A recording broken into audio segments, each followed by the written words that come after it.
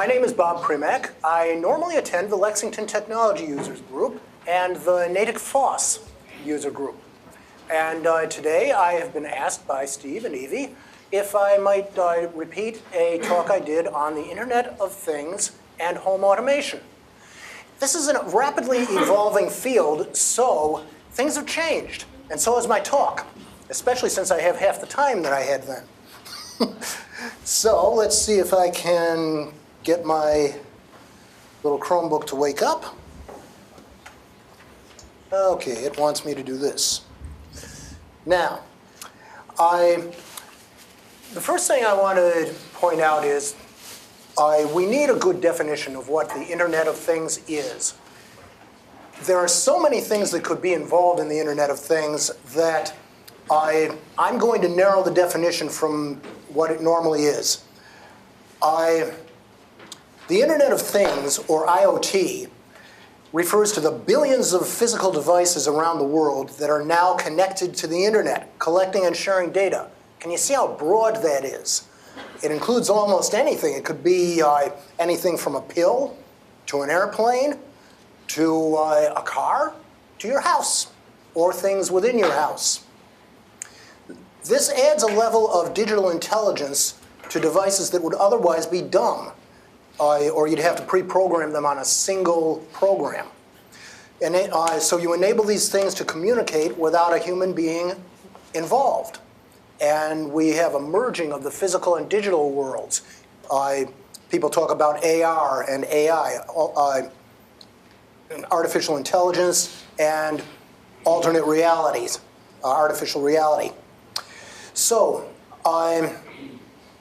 basically, the first concept we need to know about when we deal with all these things is that they connect to the Internet, and in your house they will connect usually through a router and a modem. And because of that, you've not only got the devices reaching out, which they do to get their updates and stuff like that, but you've also got the ability to remotely access them. And I'm going to talk a little bit about some of the security issues that might involve. But first, let's get some idea of cloud computing, which is the most basic concept in the Internet of Things. A traditional cloud consists of a centralized hub, and then you have all kinds of radiating spokes out to and back from your devices. There is a problem with this kind of traditional cloud, and that is that every signal has to travel from the device to the central processing area, and then it has to travel back. And that can introduce something called latency, where you really wouldn't want a self-driving car to receive a delayed signal when there's an issue. So there's another kind of computing that's used there related to cloud computing. So there are basically three different ways to deploy cloud computing resources. You could use a public cloud, a private cloud, or a hybrid cloud. A public cloud is like your common internet, and that's what most of the Internet of Things from your house will be using. But a company could have their own corporate private cloud, which isn't directly associated with the Internet, or maybe it could be. If it is associated with the public Internet, then you've got a hybrid cloud. Cloud computing services all work a little differently depending on the provider. But many provide a friendly browser-based dashboard that makes it easier for IT professionals, or you at home, to order resources and manage your devices. Some cloud computing services also have various APIs that are used in business, or they may even have a command line interface. And this was how automated houses began. They began with a language called if this, then that. And that was very much a command line sort of programming language. But it's gotten different. So what I'm going to do is move on to my next concept. This is the way you avoid having a great deal of latency, and you have more immediate availability of data. It's called edge computing, or the intelligent edge. First, you have an intelligent cloud, and you may notice that instead of just having one cloud, you've got different points here that are indicated as being connected. That's a mesh network, which has various nodes that collectively provide all the processing power. Out at the edge, this connects actually, and out at the edge, you have some processing that can take place in real time right at the edge. So that maybe not inside your car, but in a nearby box on a utility pole, you would have some processing taking place so that your car can react to what's going on the highway, and it can receive reports of what's going on up and down the road. And the same kind of thing can allow even for new internet services, which I might get to if I have time. I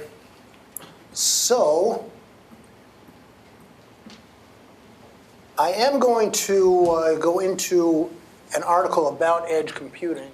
Let me just, for the sake of time, go through a little bit of this. What is edge computing? Edge computing takes data from the use of the Internet of Things devices and sends it to be processed at the edge of the network. It doesn't send it to the central hub.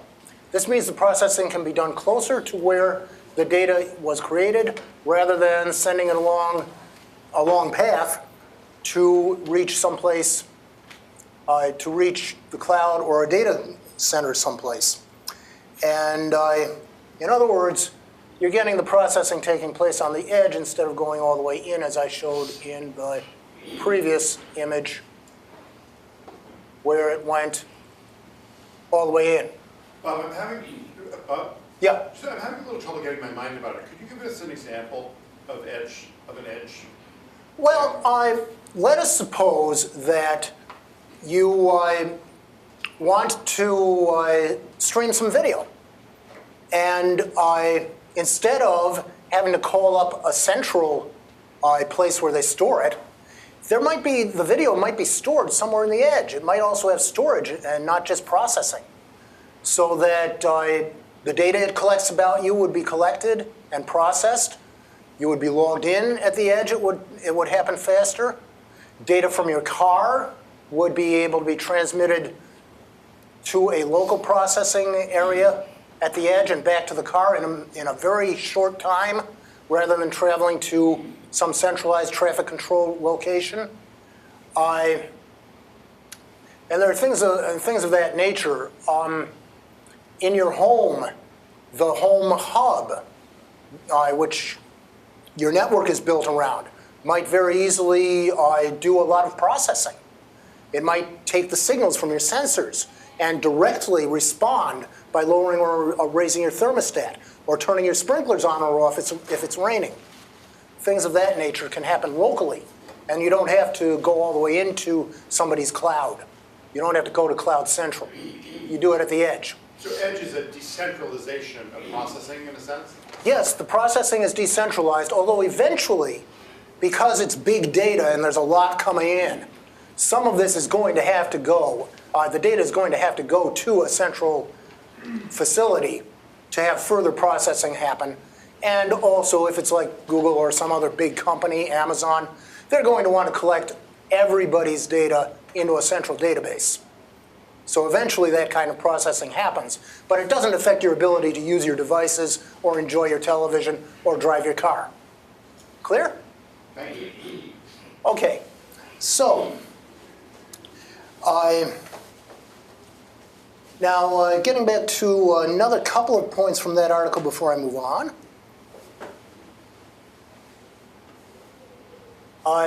So what is edge computing?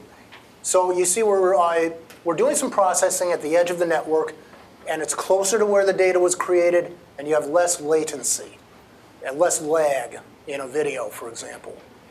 This allows companies to analyze much more data much more quickly. And you can analyze data in real time, something that can certainly help if you rely on critical timing. In the healthcare industry, there are problems where you need to know right away what's going on with the patient. And in telecommunications, you definitely don't want a lot of lag and delay there. In finance, where you're doing this blockchain stuff, you want to be able to clear the transaction, or at least get it into the blockchain as fast as possible. And you want to be able to create that blockchain record of the transaction so it won't be tampered with along the way. In most scenarios, the presumption that everything will be in the cloud with a strong, stable, fat pipe between the cloud and the edge device is just not realistic. And that's why you have to move the processing outward toward the edge. And advantages are data is handled more quickly. There is also a relatively low cost of operating, so it costs less than having a big server farm and a fat pipeline. And because all the data isn't being sent out and to be processed, and it's being handled at the edge of the network, there's actually less network traffic overall, so you can manage the traffic more easily. And not having your data travel means that people's apps will perform better and your devices will perform better. So that's some of what goes on with that. Just a question. Yeah. I'm having some experience with some of this. Most of the stuff I've seen that can work with IoT Edge is real low bandwidth application. It is today. Almost bit flipping rather than, the idea of streaming HD video and making decisions in an autonomous car from all kinds of sensors, we got a long way to go. Actually, not such a long way till it starts to happen. Okay. These things tend to be phased in stages. But if you consider how many Amazon Echo Show devices there are, and that's no longer talking to the speaker, that's video. And Facebook is introducing their portal. I'll talk about the various players in the game a little later and what kinds of things are going to be chewing up a lot more bandwidth, and they'll need more and more of this intelligent edge. So yeah, it may be a bit ahead right now, but there will come a time not very long in the future where it will seem like even edge computing is getting a little bit toward its limits. And with that in mind, let's talk about the players that are being rearranged. Something interesting happened with Microsoft a little while ago. Did anybody hear about how there was a brief period of time when a fellow named Walking Cat, that's his screen handle, let's see if this will come up, was talking about the Amazon Echo device, the speakers, being sold in the Microsoft store. I have to go down below the ad. And the question was, are they shifting away from Cortana toward Alexa? Then, as soon as the story hit, the links disappeared. So Microsoft, by the way, does have a Windows 10 operating system for IoT devices, and it uses Cortana. They have apps in their app store. But you know what they also have in their app store? They have, I think it's my next slide, Alexa. There's an Alexa app for Windows 10. And so you can control your devices using an app from the Microsoft Store on your Microsoft Windows devices. You can also use the usual things that you use Alexa with. So I do also have a reference that when my notes are posted, I will say things about the app.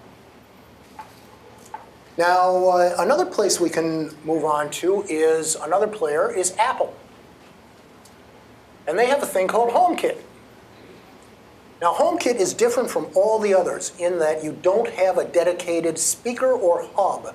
You don't have an Echo Show. You don't have a Facebook portal. You can use your Apple TV or your Apple speaker. They do have a speaker like Sonos has. Or you can use an iPad, which is much handier than an iPhone if you look at how many different things have to show up as items you could click on. And these apps here are kind of like Alexa skills. And they refer to different things that you can do. And so the operating system is iOS 12 now, but it was present in iOS 10. Apple may be moving away from the Mac OS altogether, even on their Macs, so that it'll all be iOS and iOS apps. Anyway, there have been lots of rumors to that effect. And there are various ways you can set that up. So there's not a single dedicated hub in this scheme. Apple uses Siri as their artificial intelligence assistant. And of course, they have a huge app store, which makes it very nice. Then we can move on to Facebook. I'm not going to cover a lot about what Facebook is doing, except to mention they have a portal. The portal device runs on Amazon Alexa. It runs on the Amazon operating system. And the big controversy here, of course, is it is Facebook. And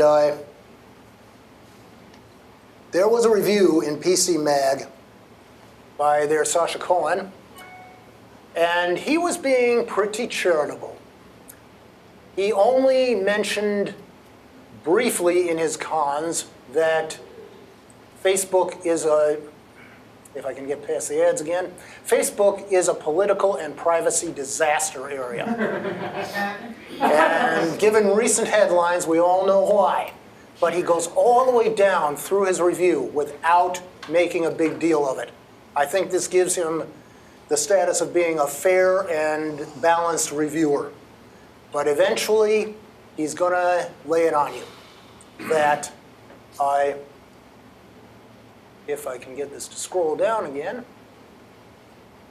Okay. Just click on no things for no. Let's do the, yeah, I'm going to have to reload this page so it doesn't, I had this happen before.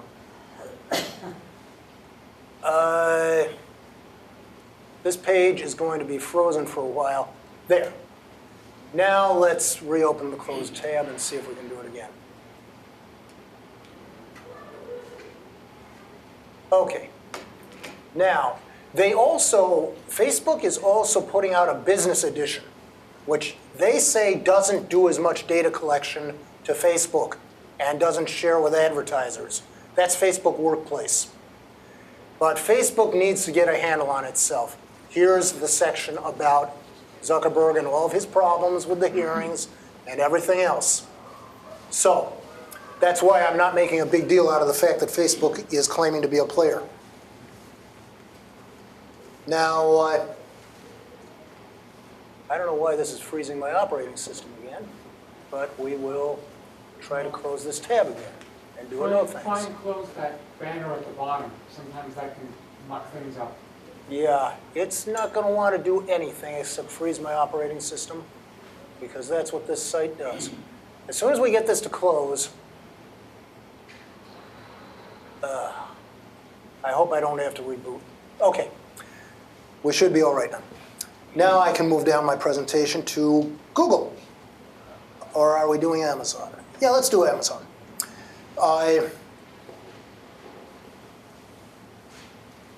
Amazon has, of course, the most familiar of all these IoT automated home devices, and that is Amazon Echo. And there's a smaller Echo Dot.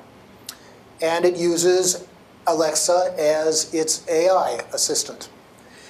Alexa is so far the most advanced of all the artificial intelligence, natural language inputs. What sets Alexa apart is that once you get used to, once you get everything set up and working properly, once you get used to her quirks, using Alexa feels much more natural and responsive than speaking to a phone-based, originally phone-based operating assistant, voice assistant like Apple's Siri. And Microsoft Cortana, I'm sorry to say it in this building, is way behind the others. Just in terms of what they can understand and what they can do. Alexa has a lot of skills that it can do, and but they don't have as many categories of devices they can control. So it's a little harder to program using Amazon than it is using Google. And what I'm going to go through now is, this is Google's Home Hub. And what Google is famous for is their ability to let you very quickly specify a type of device. Like it's not just a thermostat. You can specify an air conditioner and you have controls that are specific to what an air conditioner does. And the thermostat has controls that are specific to what a thermostat does. It's much more granular than you get with Amazon Alexa at the moment. Though they're always improving at Amazon, they're always improving everywhere else.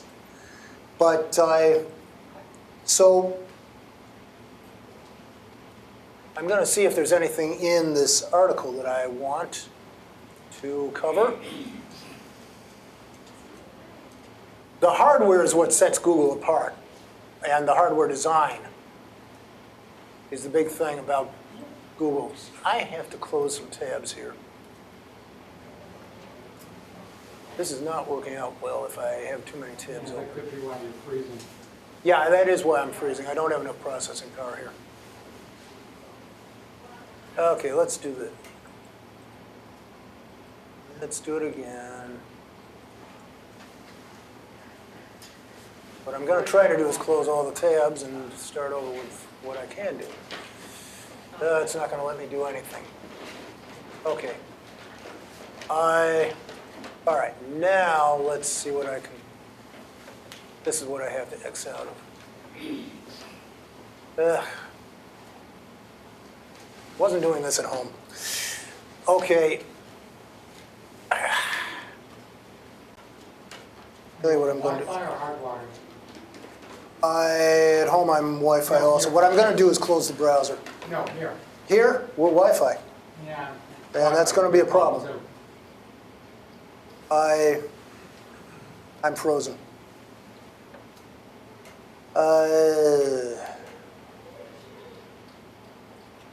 I'm not able to close the browser. All right, bring up Task Manager. Yeah, if I had Task Manager in here, which I don't because this is Linux. Oh, okay. So, It's a Chromebook. Is there any option you can go to? I'm going to have to leave the session is all I can do. So you have to reboot completely. No, just try to see if I can log out. No, I can't even log out. Yep, going to have to turn off. Central Alt Delete R. Yeah, Control Alt. R. Yeah, Control Alt R. Let's see if that'll work. No. No, it's not going to do anything. So, I really do want this to close, but it's not going to do it. No. Okay, well, we'll have to start over.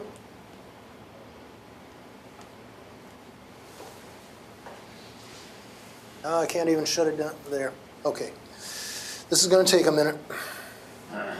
Bob, while it's rebooting, I wanted to ask you Yeah. whether, I'm just wondering if there's an interesting analogy here. When computing began in earnest, we had huge mainframes, and the only way you could Yeah. do any computer work was to go to the computer center and deal with the priesthood there.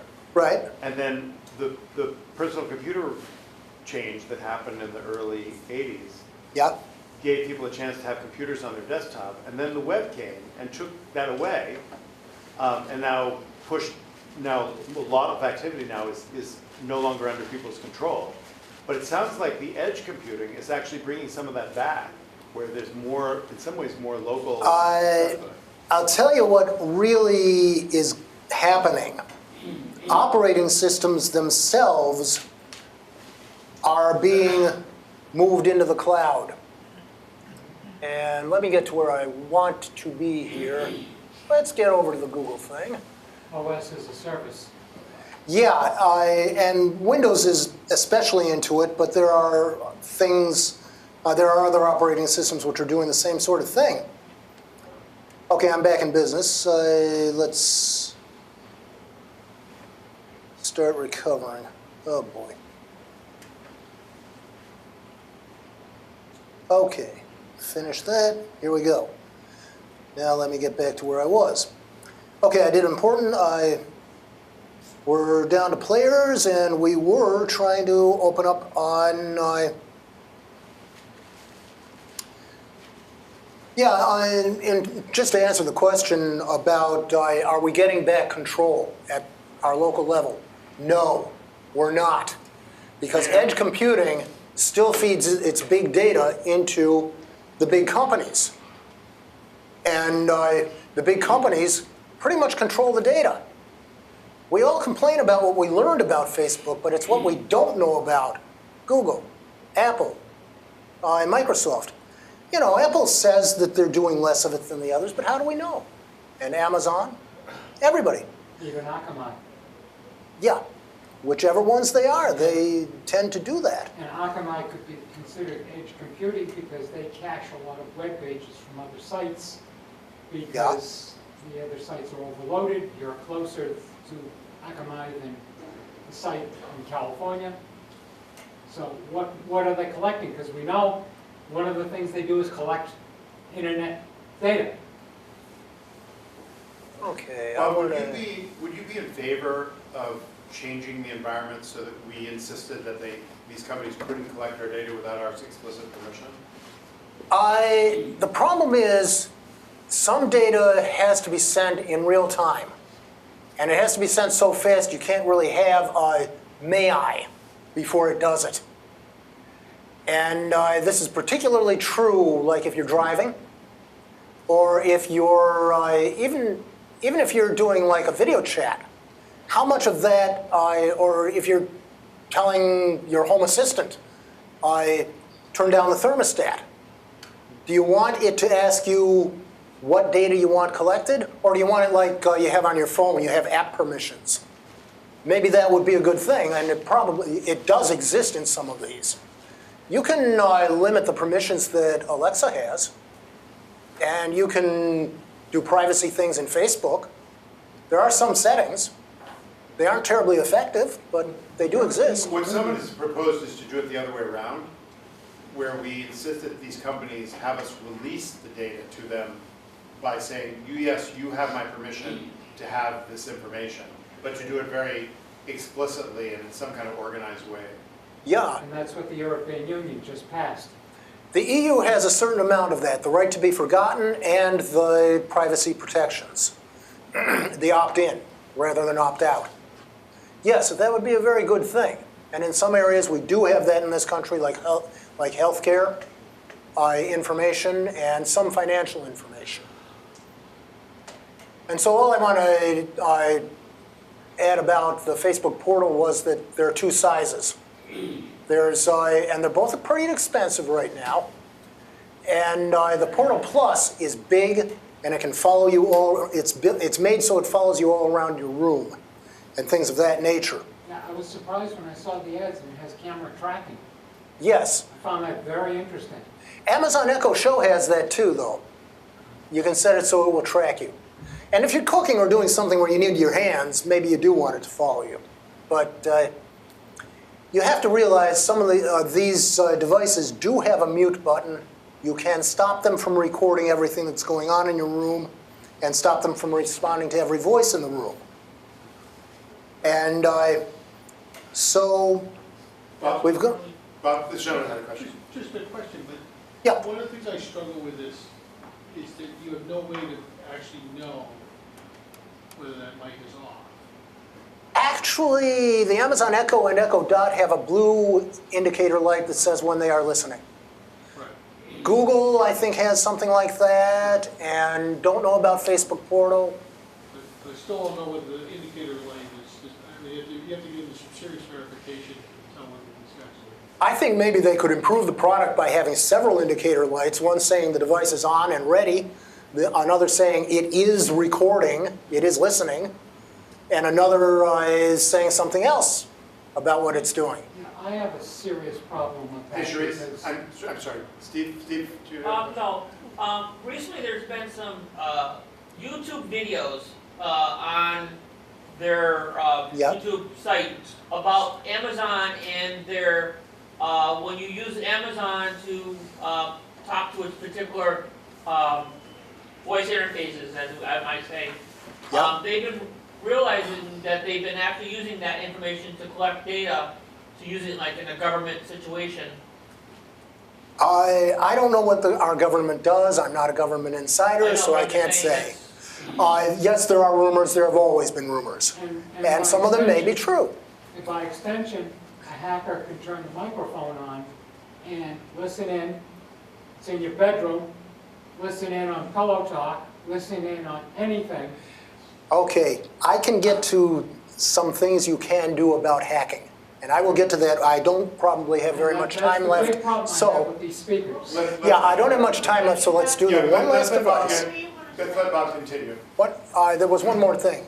Karen, did you have a question? No, I wanted to hear what you had. Yeah, okay. So let me just say one more thing about players in the game, and then we'll get on to this bit about security and how you secure your smart home.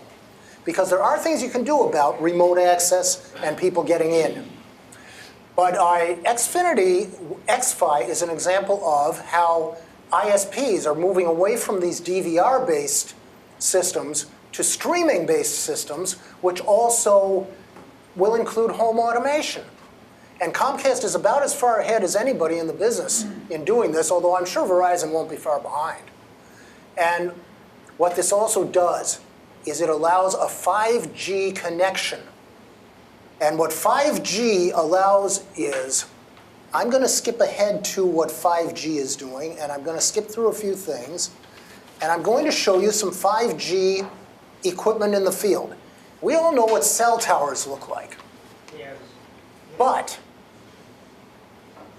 have you seen, and I'm going to see if I can find the image that I'm looking for here. I'm going to skip ahead. Yeah, here it is. Have you seen what the 5G protocol allows? By the way, 5G is a new protocol.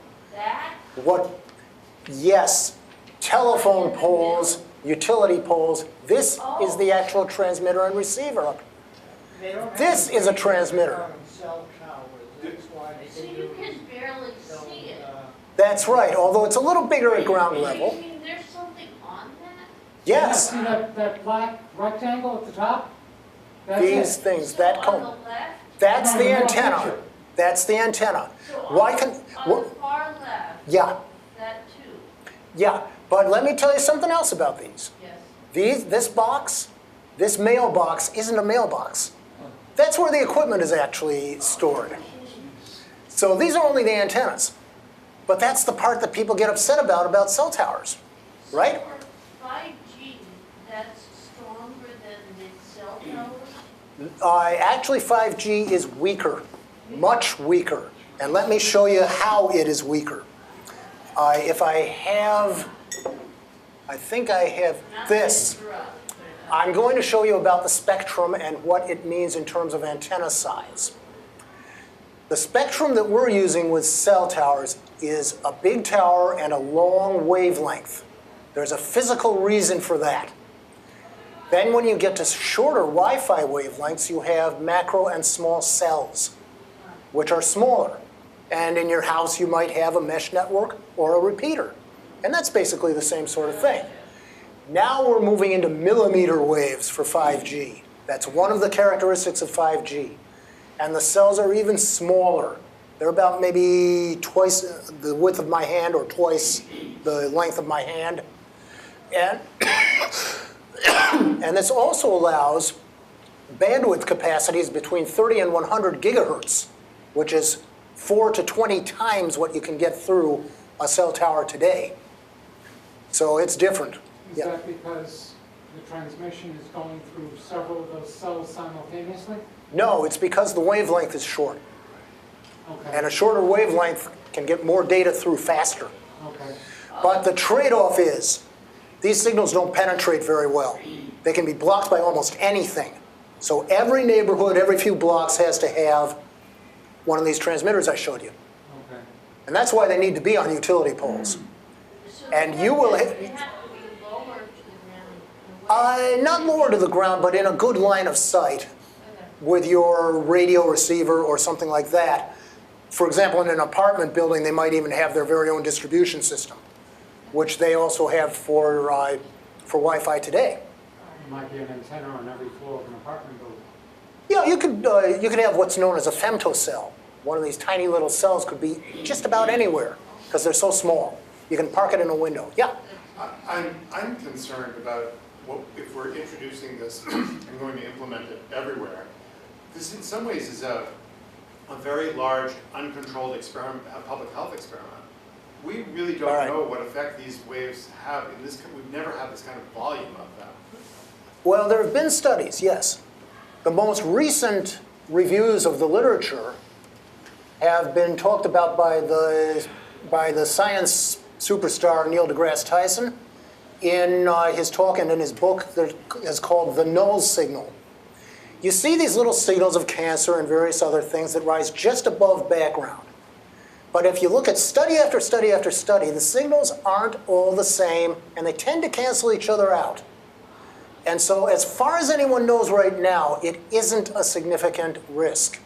We're not talking about ionizing radiation.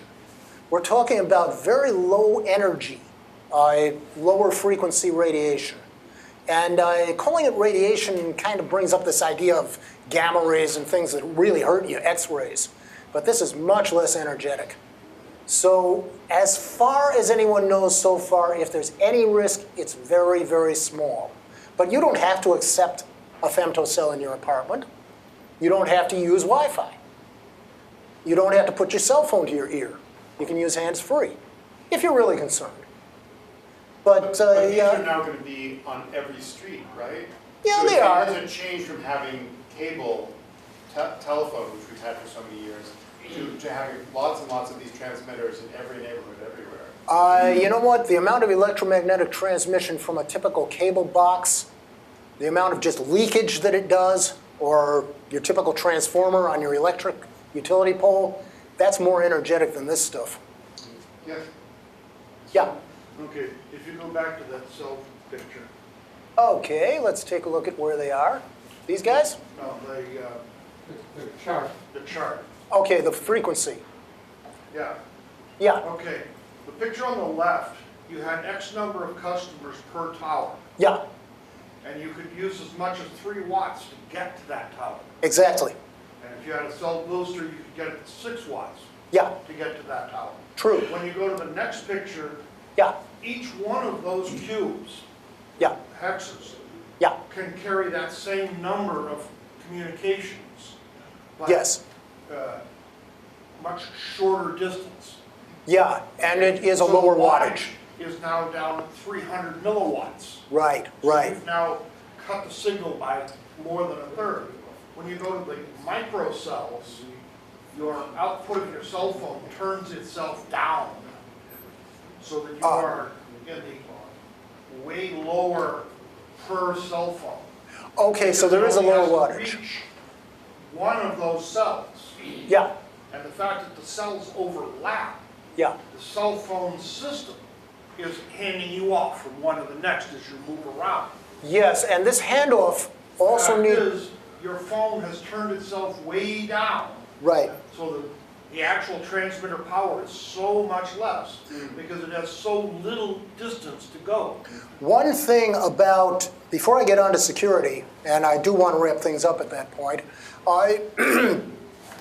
one thing about that, being able to hand off, and hand off with really low latency because of edge computing, edge intelligence, and edge processing, you will be able to do things now like watch the newest, the next television standard. You'll be able to watch it from a moving vehicle, broadcast television, because it can also move from transmitter to transmitter. And it can be transmitted as if it were streaming. And it can be transmitted through networks like these, mesh networks. Okay, one more and then I want to move on to security. With the Facebook portal, do you need a Facebook account to use them? And two, Yes. does it scrape information converting audio into text, which can then be mined for data? I don't think they have admitted to converting audio to text, but they can mine audio. Anybody can mine audio. Okay.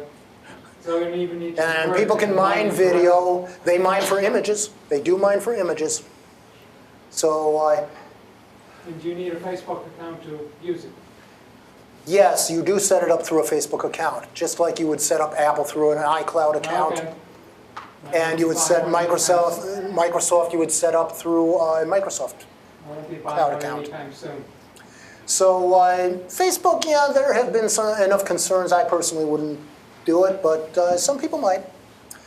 I'm going to skip over Easy Mesh, which is another standard that's related to 5G, so that you can make all these cells operate together and cooperate. And I may have, here's what I want to talk about. What you can do to secure your Internet of Things, and then I'll probably end on this topic, on this subtopic. You can create two different Wi-Fi networks. A separate Wi-Fi network can be created either at your router, or there's another way which I'll show shortly, which will allow you to keep your Internet of Things devices much more restricted in who can phone in and how you can phone out. Firmware updates from the manufacturer can be signed rather than out in the open, so they can't be hacked and messed with as easily. The firmware itself can be secured on the device. Most manufacturers don't now, but they're beginning to realize they have to after several devices got hacked. And you can install a Unified Threat Management Appliance, or UTM. Briefly, that is something that sits between your router and your Internet of Things network. And it creates the network so you don't have to go into your router and do it yourself. If you're a good network administrator, you would just do it inside your router because you have a security router and you can set ports and all kinds of things, set up a subnet and all kinds of other things I don't personally understand very well because I'm not an IT professional.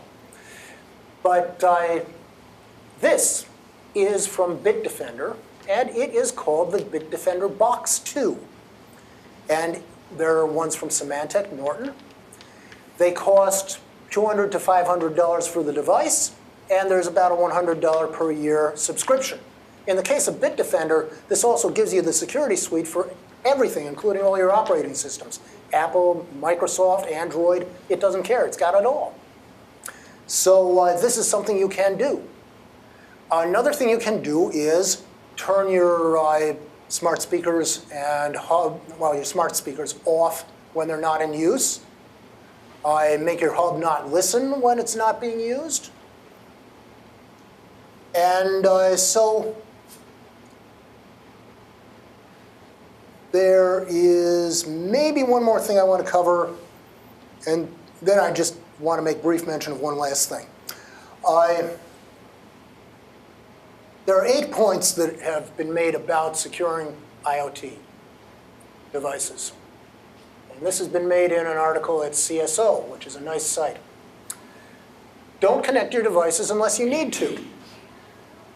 Now we're going to go through one of these to subscribe now, and I'm going to hit the close button on it and hope we're back.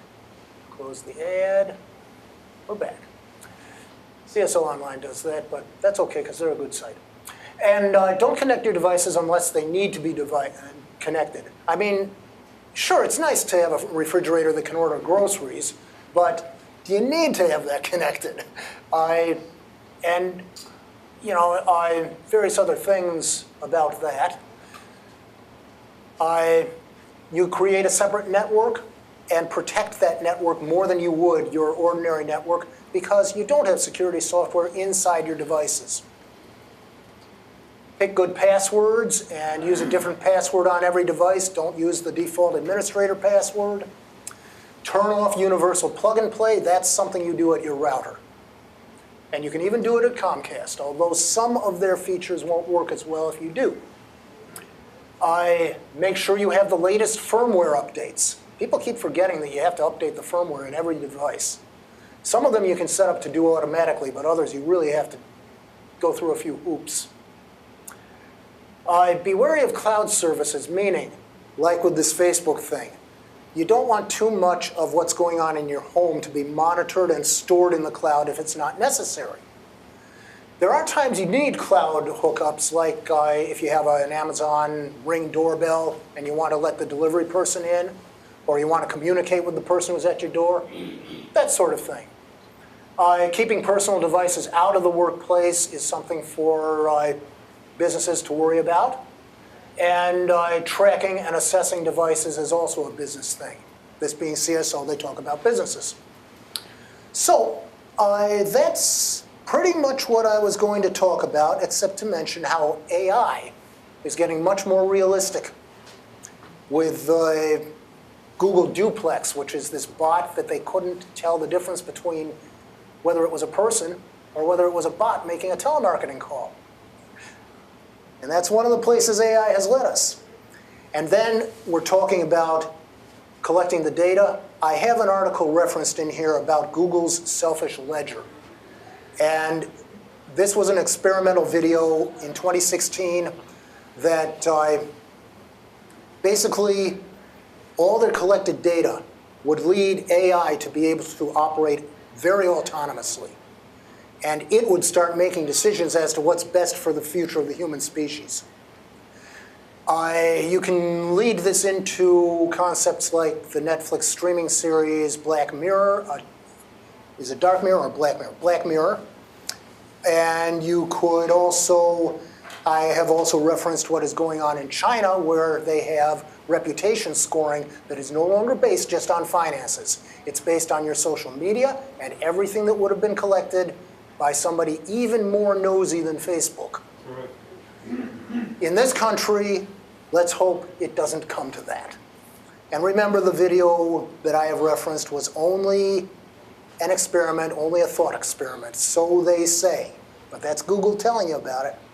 And China being China, how much is the government plugging into that data? Oh, China is doing this. They restrict your activities if you have a low social score. They give you extra privileges if you have a high social score. It can affect everything from whether you can travel on an airplane, to whether you can open a bank account, whether you get a job, keep your job. Correct. We do this with credit scoring in this country. Yes, but you have control over it. You can improve your credit score by paying your bills on time and, keeping your debt low. And you can improve your social score in China by behaving yourself. Right. Yeah, and the government determines whether you're behaving yourself or not. Let me make one comment. There is a cultural difference between China and the US. We're used to a lot of individual liberty. Eastern societies are not so much used to this. They're used to everything being in groups and in aggregate. And there is a cultural acceptance of this sort of thing, which we would never. Well, So I'm concluding. thank you.